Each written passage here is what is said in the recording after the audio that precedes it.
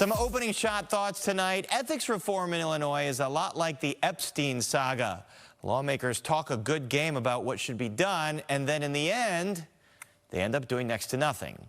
I'm reminded of this today as yet another player in the Madigan ComEd scandal. Former CEO Ann Pramaggiore was sentenced to 2 years in federal prison for her role overseeing this scheme that rewarded Mike Madigan friends and loyalists with no work jobs in exchange for Madigan's support of legislation that would make ComEd oodles of money. Now, Illinois Democrats, many of whom owe their careers to Madigan, came out swiftly after all the ComEd convictions, promising to put the sleazy, corrupt ways of the past behind them. Governor Pritzker said it was time to clean up government. Great. Both Republicans and Democrats have some ideas to move Illinois past the Wild West of ethics laws. Namely, how about a cooling off period before a former lawmaker decides to use their lucrative contracts and go into lobbying? How about a ban on elected office holders serving as lobbyists for private interests that go and lobby other governments? Yes, that's actually happening in Illinois. How about a legislative inspector general that can actually hold lawmakers accountable? For whatever reason, these items didn't get the attention or the publicity, say, that other issues did, namely a fix to the transit situation and where the heck the Bears are eventually going to play. Lawmakers did nothing on ethics, but they did approve $40 million for a new athletic facility in the current House Speaker's home district. Shows you where their priorities are. The Chicago Tribune outlined the permissive nature of state law that has allowed a, quote, culture of corruption to persist, even when lawmakers aren't doing anything that could be deemed illegal. State lawmakers are done with their business for the session and won't be back until fall, where they'll need supermajorities to pass anything like ethics reform. It's a tough ask, but it shouldn't be. On this issue, it's not partisan. It's just common sense. And for the Illinois Democrats who proclaim so loudly that the state was turning a page from Madigan, you have yet to prove you're actually serious about doing that. Coming up on Paris on Politics. Inside the secretive world of immigration raids, a new Tribune report sheds light on how many actual criminals ICE is detaining. NASCAR zips out of town and will skip a Chicago race in 2026. Will the Racing League ever come back for another lap? And some tough talk for the Democratic Party.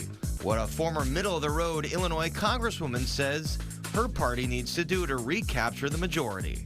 This is Paris on Politics from Fox 32 Chicago. Welcome to Paris on Politics. Chicago's immigrant community is on edge as President Trump has ramped up deportations here and elsewhere. Today, border czar Tom Homan said he would be, quote, flooding the zone with more federal agents in sanctuary cities like Chicago. But some new data revealed in the Chicago Tribune shows the vast majority of people being detained right now do not have a criminal record. And joining me is Chicago Tribune reporter Nell Salzman, who looked at some of this data. Nell, good to talk to you. So your analysis found that deportations are indeed up under Trump than they were under Biden, but the promise of focusing on violent offenders, does the data suggest that that's actually what's been happening in practice? So the data suggests as a disclaimer, we got this data from a third party, basically a FOIA lawsuit from out of UCLA, out of California. So the data looks at people booked into ICE facilities in Broadview and Chicago. So just kind of a general sense of where the data comes from. It's just people booked into detention in the Chicago area. But what we're seeing, right, is that there are more people, but not necessarily people, as you said, Paris, who have committed serious crimes. So we're looking at, 3 times the number of immigrants convicted of crimes, but 9 times as many immigrants without any known criminal past in Trump's first 150 days compared to the 150 days before he took office. And you mentioned that this data comes from a third party because I'm sure you, ourselves, and many other outlets have had a lot of trouble getting the information from ICE as to who they're detaining, what their records are. So you're looking at the folks that are being detained in the suburban processing center. Do you have any idea of who their identities are, or what their situation is in Chicago? Right. As you said, a lot of news outlets in Chicago have been trying to get this data. We actually submitted a FOIA for similar data ourselves back in January when Trump took office. So local ICE agents haven't released similar data. Where this information comes from is a December lawsuit that the law school I was mentioning filed and shared with the Deportation Data Project. Now the data looks at people who are kind of given unique identifiers, and so it doesn't actually say specific names. There's no biographical info.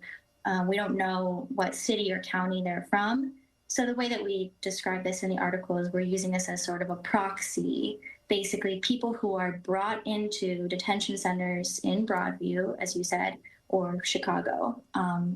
And we have vague ideas, right? So we can know if they've been married, for instance, or kind of when they've been in and out of the country. I think one thing that was particularly interesting to me in looking through the data is you could see kind of the youngest and the oldest ages of people who have been removed or deported under Trump. And it's interesting that the youngest was a boy who was born in 2021, it looks like, who had no criminal conviction. And the oldest was in his late 60s. So you're really talking about the gambit of people here. And we're looking at that contentious day on June 4th where there was a big raid in the South Loop. Do we know what that netted for ICE that day that has become such a flashpoint now? So what we found was that day, June 4, was the highest number of people detained in these processing centers.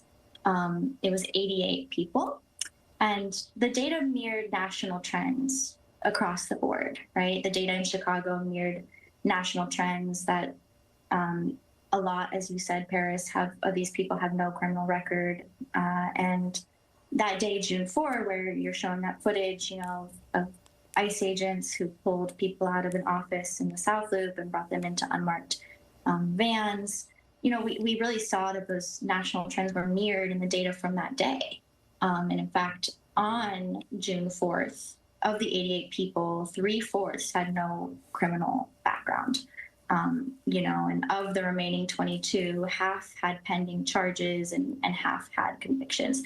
So it really does mirror from that day what we're seeing nationally. And we even did some follow-up reporting on the types of people who were detained that day, and it really was mothers and community members and many people, as the data suggests, and backs that aren't in the category of violent convictions. Sounds like a pretty controversial approach then, as they are not, according to the data that you've been able to analyze, not for the most part going after violent criminals, although there are some that they have gone after. It's a great story, Nell, in the Tribune today. Thanks very much for joining us. Thank you so much for having me. You got it.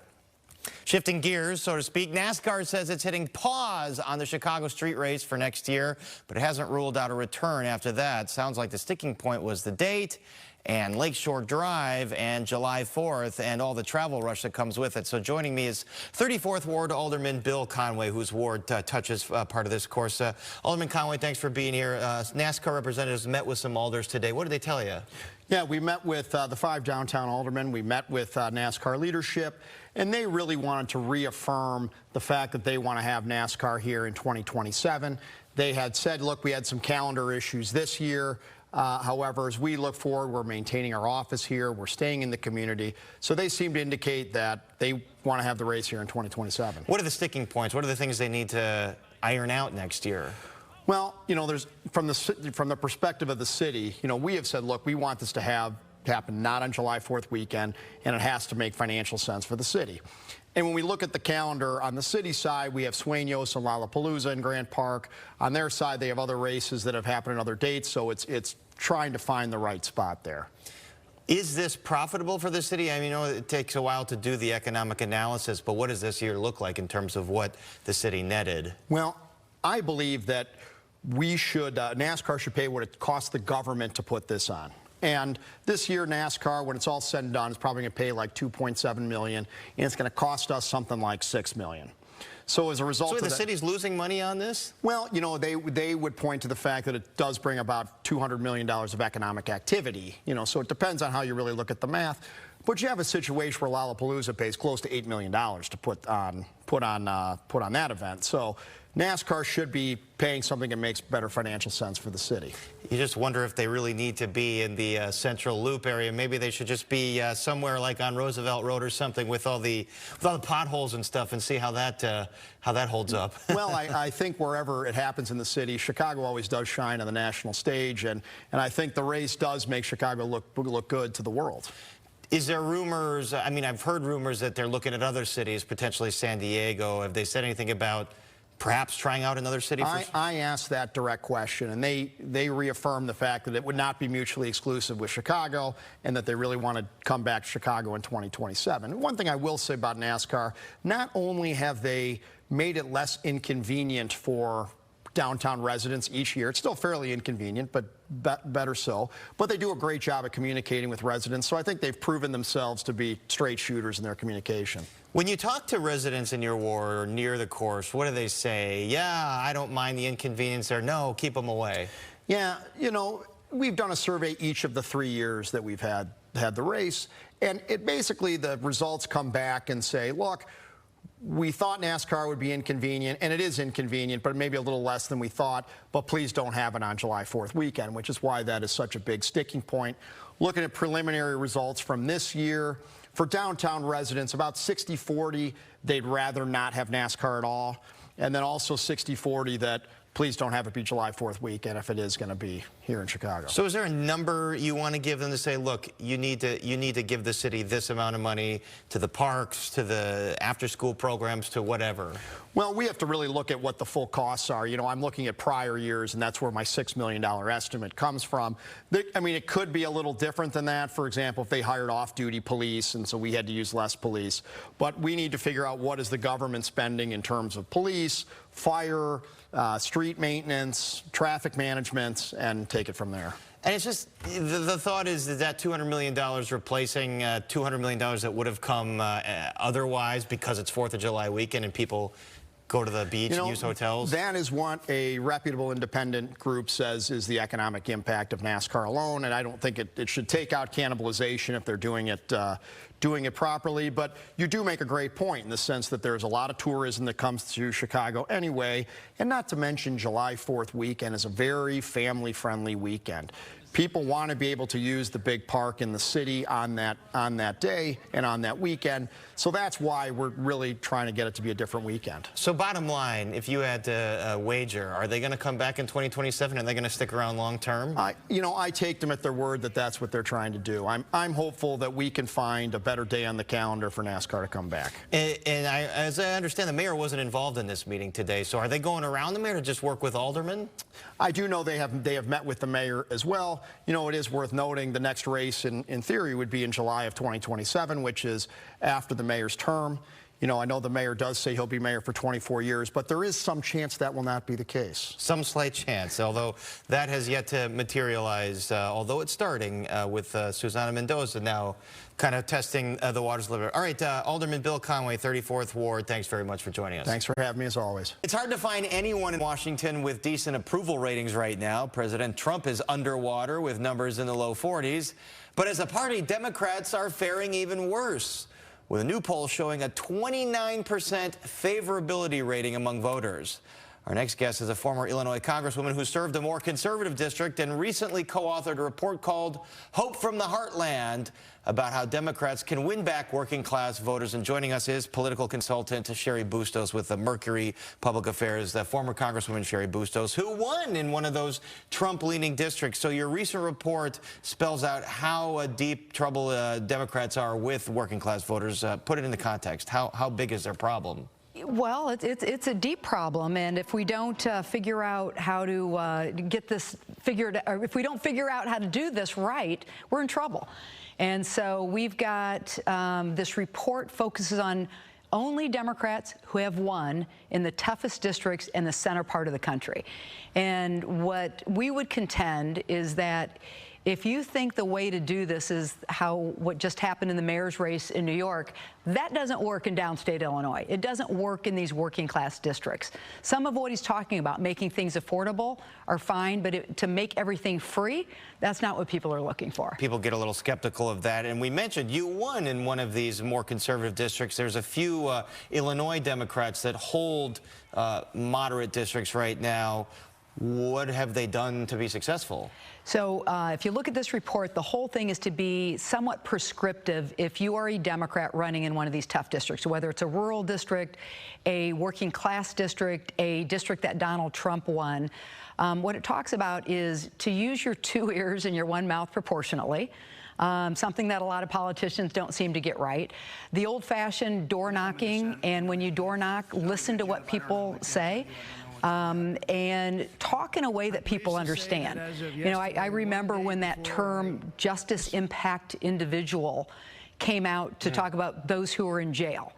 My husband was the sheriff of Rock Island County, Illinois. He wouldn't use that phrase. He would not use that phrase. In fact, when that came out, I won't use his cop language to say what his reaction was, but it's like, who talks that way? So even like if you listen to how people talk. So maybe too much of a focus on like academic papers and research in terms of formulating language is going on right now. Sure, like poll testing and or talking down to people. I remember the first time I saw that term Latinx. I had never heard that term, and I see it in writing, and I said... Many in the Latino community had not either, by the way. Well, I didn't even know how to pronounce it. I'm like, what is Latinx? And I remember some people laughing at me. I'm like, I'm sorry, I've never heard that term. And where I've lived for, you know, close to 40 years, we have a good Hispanic population. It's a pretty good size. And you're in the Galena area. You're in Western Illinois. I live in Galena now, but I was based in the Quad Cities for the 10 years that I was in Congress. And I never heard anybody say that. And so it's like, why are we talking in a way that people don't talk?